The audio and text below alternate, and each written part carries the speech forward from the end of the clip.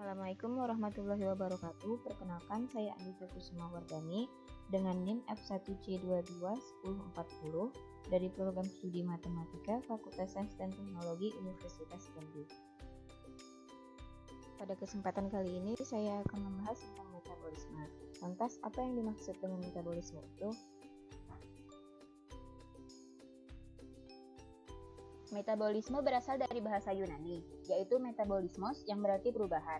Maka dapat dikatakan bahwa metabolisme adalah seluruh perubahan yang terjadi pada suatu organisme beserta seluruh perubahan energi yang menyertainya. Terdapat dua jalur metabolisme dalam sel. Yang pertama yaitu jalur katabolik, yaitu proses katabolisme. Proses katabolisme merupakan proses pemecahan atau penguraian. Jadi ada suatu senyawa yang panjang dan besar yang kemudian akan kita pecah. Maka dapat dikatakan bahwa katabolisme adalah proses pemecahan senyawa kompleks yang berenergi tinggi menjadi senyawa sederhana yang memiliki energi lebih rendah. Katabolisme merupakan reaksi pembebasan energi atau pelepasan energi, sehingga proses ini termasuk dalam eksorgenik. Salah satu contoh reaksi yang termasuk dalam proses ini adalah proses respirasi dan proses fermentasi. Yang kedua adalah jalur anabolik, yaitu proses anabolisme. Proses anabolisme merupakan reaksi pembentukan atau penyusunan. Jadi ada satu senyawa kecil yang kemudian kita kumpulkan. Maka dapat dikatakan bahwa anabolisme adalah proses penyusunan senyawa-senyawa sederhana yang memiliki energi lebih rendah menjadi senyawa kompleks yang memiliki energi lebih tinggi. Dalam proses ini terjadi penyimpanan energi, sehingga proses ini termasuk ke dalam endorgenik. Dan contoh dari proses ini adalah fotosintesis dan kemosintesis. Meskipun berlawanan, tetapi dalam prosesnya katabolisme dan anabolisme tidak dapat dipisahkan, karena seringkali hasil dari anabolisme merupakan senyawa pemula atau awal dari katabolisme. Untuk lebih lengkapnya, maka kita akan bahas satu persatu. Yang pertama, anabolisme. Anabolisme adalah suatu reaksi yang memerlukan energi untuk menyusun atau mensintesis senyawa organik seperti protein, karbohidrat, lipid, dan asam nukleat dari molekul-molekul tertentu.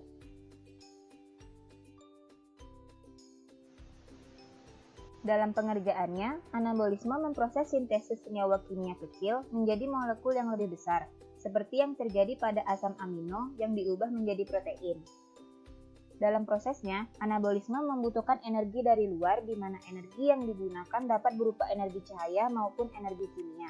Dan energi-energi itulah yang nantinya akan digunakan untuk mengikat senyawa-senyawa sederhana menjadi senyawa kompleks. Seperti yang tadi disebutkan, salah satu contoh anabolisme adalah fotosintesis dengan reaksi sebagai berikut, yakni 6CO2 ditambah 6H2O menjadi C6H12O6 tambah 6O2. Fotosintesis ini sendiri dilakukan untuk membentuk glukosa yang digunakan sebagai bahan pertumbuhan tubuh-tumbuhan. Glukosa tersebut dapat terbentuk dari nutrien dan air yang dibantu juga oleh energi matahari. Untuk kata fotosintesis sendiri berasal dari bahasa Yunani, di mana foto memiliki arti yakni cahaya, dan sintesis sebagai pembuatan. Maka dapat dikatakan bahwa fotosintesis merupakan proses pembuatan makanan yang dilakukan oleh tumbuhan dengan memanfaatkan cahaya matahari. Fotosintesis melibatkan dua rangkaian reaksi yang berurutan, yaitu reaksi terang dan reaksi gelap.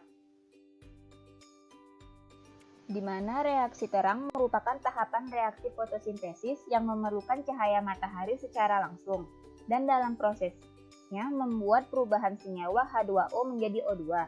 Sedangkan untuk reaksi gelap merupakan proses reaksi fotosintesis yang tidak memerlukan cahaya matahari secara langsung, serta dalam prosesnya melibatkan perubahan senyawa CO2 menjadi C6H12O6 atau yang dapat juga disebut sebagai gula. Dalam pelaksanaannya, fotosintesis terjadi di daun, atau lebih tepatnya di mesofil di suatu organel yang bernama kloroplas. Kloroplas adalah suatu bagian dari organel daun di mana di dalamnya terdapat klorofil atau biasa juga disebut sebagai zat hijau daun. Dan jika dilihat dari dekat, kloroplas terbagi atas beberapa bagian, yakni membran dalam, membran luar, tilakoid, granum yang merupakan kumpulan dari tilakoid, grana yang merupakan kumpulan dari granum, serta stroma yang berbentuk fluid. Jika dilihat dari strukturnya, maka dapat dikatakan bahwa proses reaksi terang dan reaksi gelap terjadi di kloroplas, atau lebih tepatnya, reaksi terang terjadi di membran tilakoid, sedangkan reaksi gelap terjadi di stroma.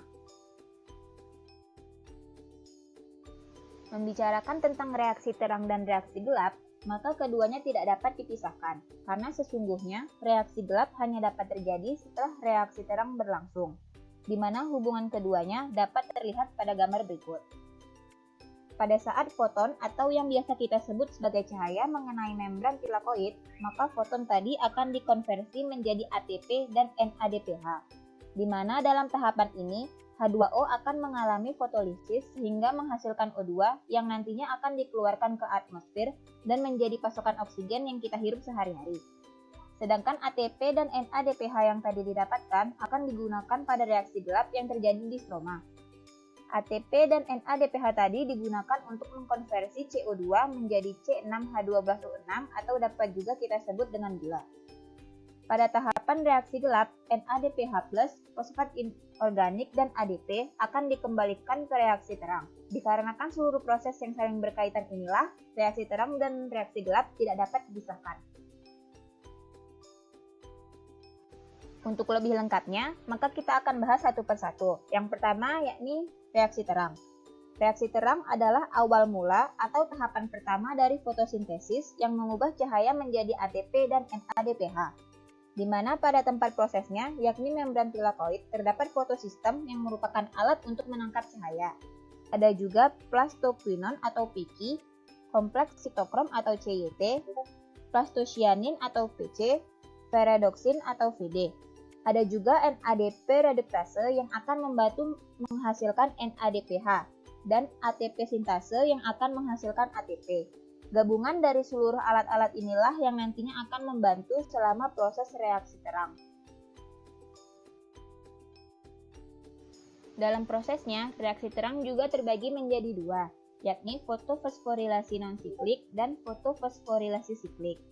Fotofosforilasi non-siklik adalah reaksi yang melibatkan fotosistem 1 atau yang bisa juga dikenal sebagai P700 dan juga fotosistem 2 atau P680. Sedangkan dalam reaksi siklik yang akan bekerja hanyalah fotosistem 1 atau P700.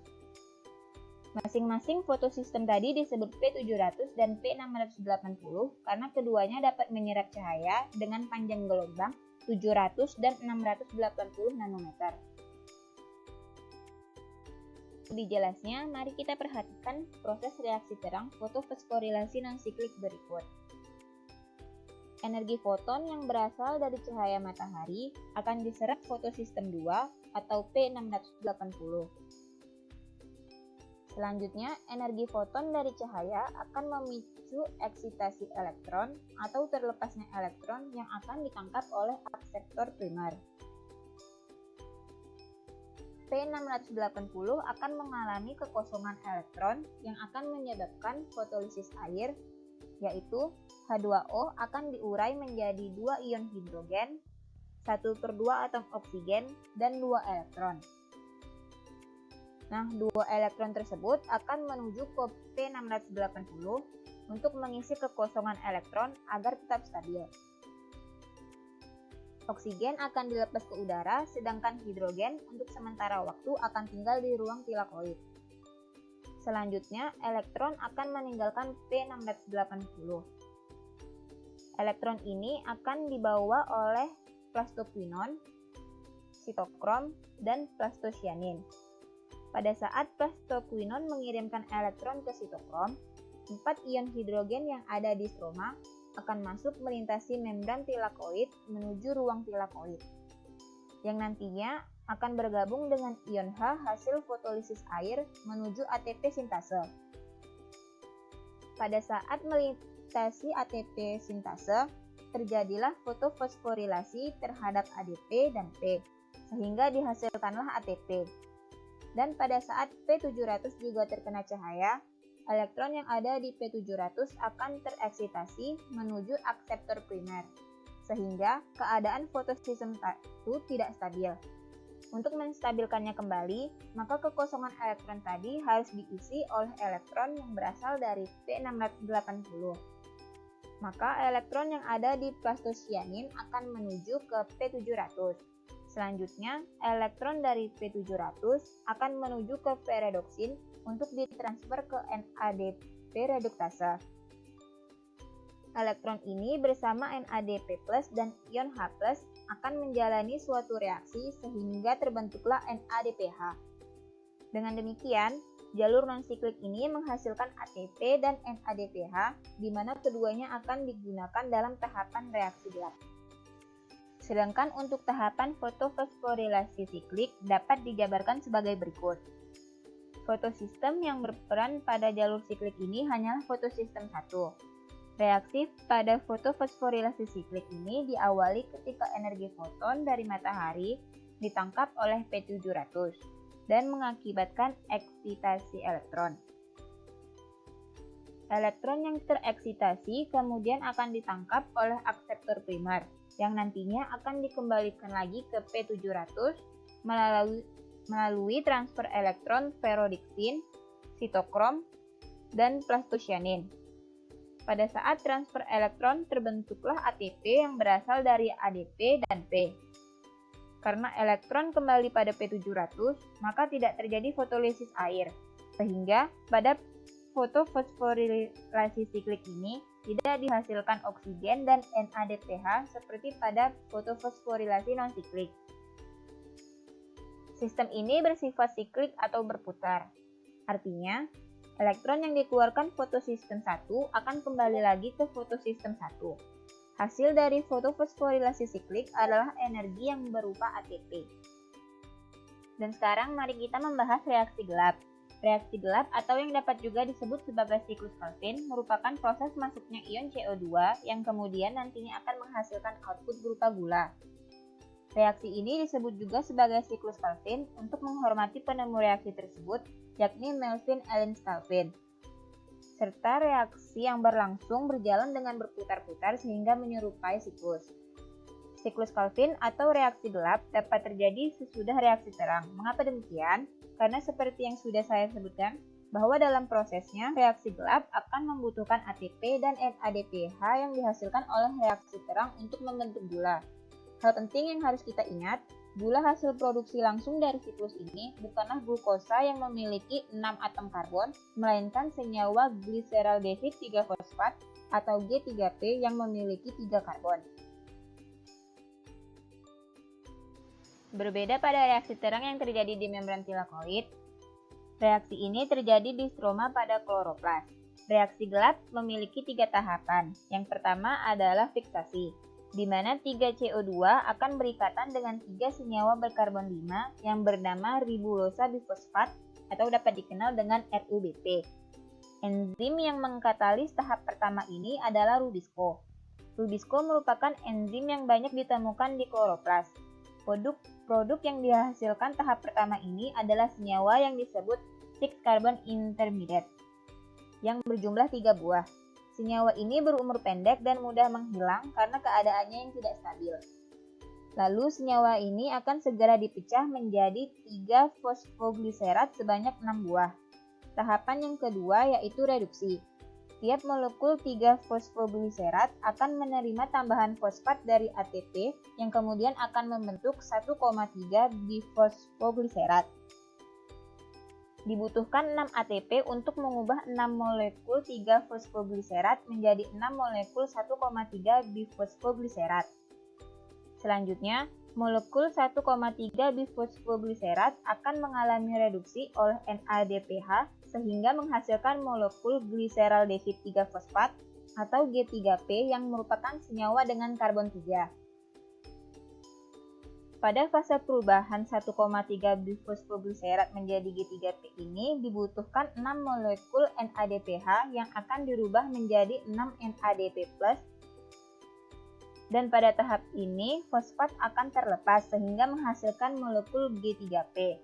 Jadi, setiap molekul CO2 yang mengalami siklus ini akan terbentuk 6 molekul senyawa G3P, tetapi hanya 1 molekul G3P yang akan dihitung sebagai hasil produk bersihnya. sedangkan untuk sisanya akan digunakan untuk menyelesaikan siklus ini.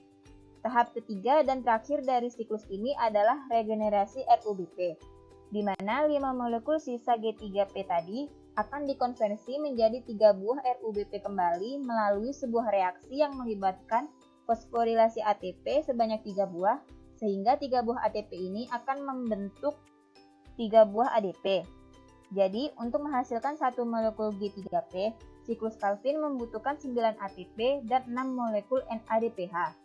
G3P yang didapatkan sebagai hasil siklus ini akan digunakan sebagai material senyawa organik yang salah satu contohnya adalah glukosa yang nantinya dapat digunakan untuk aktivitas tumbuhan itu sendiri. Selanjutnya kita akan membahas katabolisme.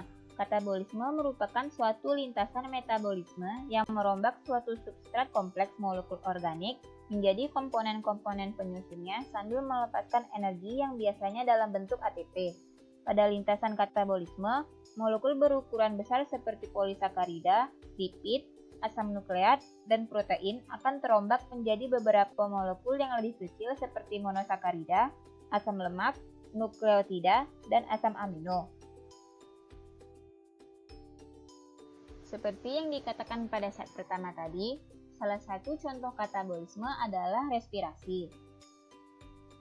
Respirasi merupakan reaksi pemecahan glukosa untuk mendapatkan energi dalam bentuk ATP yang membutuhkan oksigen untuk menyelesaikan persamaannya.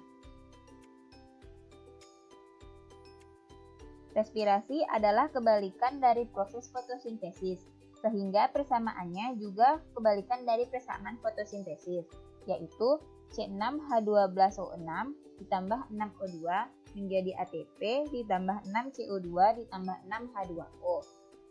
Dari persamaan tersebut, didapatkan bahwa respirasi menggunakan glukosa dari makanan dan oksigen dari pernafasan untuk menghasilkan energi. Respirasi juga menghasilkan karbon dioksida dan air sebagai produk sampingan.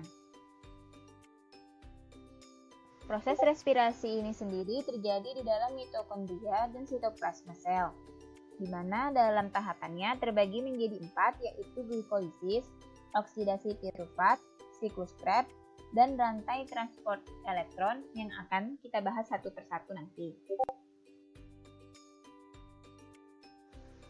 Glikolisis merupakan tahapan pertama dalam proses respirasi, di mana glukosa adalah gula dan lisis adalah pemecahan. Proses glikolisis memecah gula menjadi asam pirufat, NADH, dan energi dalam bentuk ATP. Proses ini terbagi menjadi 10 bagian dengan rincian sebagai berikut. Pada tahap pertama, glukosa akan diubah menjadi glukosa 6-fosfat dengan enzim yang berperan adalah heksokinase. Heksokinase akan mentransfer gugus fosfat dari ATP ke glukosa, sehingga didapatkanlah glukosa 6-fosfat. Pada tahap kedua, glukosa 6-fosfat akan diubah menjadi fruktosa 6-fosfat oleh enzim fosfoglukoisomerase. Pada tahap ketiga, fruktosa 6-fosfat diubah menjadi fruktosa 1,6-bifosfat oleh enzim fosfofruktokinase. Fosfofruktokinase ini akan mentransfer gugus fosfat dari ATP.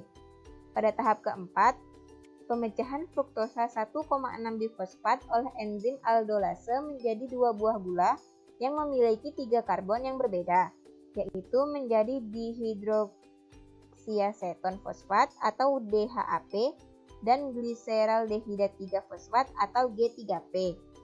Pada tahap kelima, terjadi konversi antara DHAP dan G3P, di mana reaksi ini tidak pernah mencapai titik seimbang, dan G3P inilah yang akan digunakan pada langkah berikutnya. Jika kita perhatikan, dari tahap 1 sampai 5 inilah dikenal sebagai investment fase, karena pada tahap inilah ATP digunakan sebanyak 2 buah. Sekarang mari kita lanjut ke tahap ke-6, di mana G3P akan diubah menjadi 1,3 bifosfogliserat sebanyak 2 buah. Pada tahap ini, enzim yang berperan adalah triose fosfat dehidrogenase. Pada tahap ini, terjadi 2 reaksi, yakni 1, G3P dioksidasi melalui transfer elektron ke NAD+ sehingga membentuk dua buah NADH. Yang kedua, dengan menggunakan energi dari reaksi ini, dua fosfat akan terikat dengan substrat, sehingga ikut berperan dalam pembentukan 1,3 bifosfogliserat. Pada tahap ketujuh, 1,3 bifosfogliserat akan diubah menjadi 3 fosfogliserat oleh fosfogliserokinase. Pada tahap ini, dua buah fosfat akan ditransfer ke dua buah ADP, sehingga dihasilkanlah dua buah ATP. Pada tahap ke-8, 3 fosfogliserat akan diubah menjadi 2 fosfogliserat dengan bantuan enzim fosfogliseromutase. Pada tahap ke-9, 2 fosfogliserat akan diubah menjadi fosfoenol pirufat atau PEP dengan enzim enolase. Pada tahap ini dihasilkanlah 2 molekul H2O. Pada tahap ke-10, PEP ini akan diubah menjadi 2 pirufat dengan enzim pirufat kinase. Pada tahap ini terjadi pembentukan ATP sebanyak 2 buah yang berasal dari ADP. Jika kita perhatikan, dari tahap 6 sampai tahap 10, terjadilah pembentukan ATP sebanyak 4 buah, sehingga pada tahap ini dikenal sebagai payoff fase atau fase menghasilkan energi. Berdasarkan keseluruhan tahapan glikolisis tersebut dari tahap 1 sampai dengan 10, maka dapat disimpulkan secara umum bahwa glikolisis terbagi menjadi 2 fase, yaitu fase memakai energi yakni dari tahap 1 sampai 5 dan fase menghasilkan energi atau dari tahap 6 sampai 10. The energy investment phase merupakan tahapan di mana ATP digunakan yakni sebanyak 2 buah. Tetapi pemakaian ini akan dilunasi oleh tahap the energy payoff phase di mana dihasilkan 4 ATP dan 2 NADH. Sehingga hasil besi yang dihasilkan dari tahapan glikolisis adalah 2 pirufat, 2 ATP, dan 2 NADH. Tahapan selanjutnya dari proses respirasi adalah dekarboksilasi oksidatif atau dapat juga disebut dengan oksidasi pirufat. Oksidasi pirufat bertugas mengantarkan hasil glikolisis dari sitosol menuju bagian dalam mitokondria yang disebut matriks. Dan di bagian matriks pula lah oksidasi pirufat ini terjadi. Dengan tahapan molekul pirufat yang dihasilkan glikolisis memiliki 3 atom C. Kemudian diubah menjadi 2 atom C yang akan disebut dengan asetil. Sedangkan karbon C yang dilepas tadi membentuk CO2. Saat pemutusan karbon 2 dan karbon 3 berarti ada elektron yang dilepas. Elektron yang dilepas tadi ditangkap oleh NAD sehingga membentuk NADH. NADH tersebut nantinya akan membentuk ATP pada tahap transfer elektron. Sedangkan untuk dapat masuk ke mitokondria, asetil harus mengikat koenzim A atau CoA, sehingga membentuk asetil-CoA. Saat sudah sampai di dalam mitokondria, atau yang disebut dengan matriks, CoA akan melepas asetil karena sudah tidak dibutuhkan lagi, dan asetil tersebut akan lanjut ke siklus Krebs. Hasil dari oksidasi pirufat ini adalah 2 NADH, 2 CO2, dan 2 asetil-CoA. Tahapan selanjutnya dari proses respirasi adalah siklus Krebs. Siklus Krebs sering juga dikenal sebagai siklus asam sitrat. Alasan tahapan ini disebut sebagai siklus Krebs adalah sebagai bentuk penghargaan terhadap Hans Krebs, yaitu seorang ilmuwan dari Jerman yang menemukan siklus ini. Siklus Krebs terjadi di matriks mitokondria yang terdiri dari 8 tahapan dengan rincian sebagai berikut. Pada tahapan pertama, asetil-CoA yang memiliki 2 atom karbon yang merupakan hasil dari oksidasi pirufat akan mengalami kondensasi bersama dengan senyawa oksaloasetat yang memiliki 4 atom karbon. Sehingga antara gugus asetil dan oksaloasetat terbentuklah ikatan menjadi senyawa berkarbon 6 yang dikenal sebagai sitrat atau asam sitrat. Pada saat pembentukan sitrat ini, CoA akan dilepaskan sehingga sitrat tidak lagi memiliki koenzim A. Enzim yang berperan pada tahap pertama ini adalah sitrat sintase.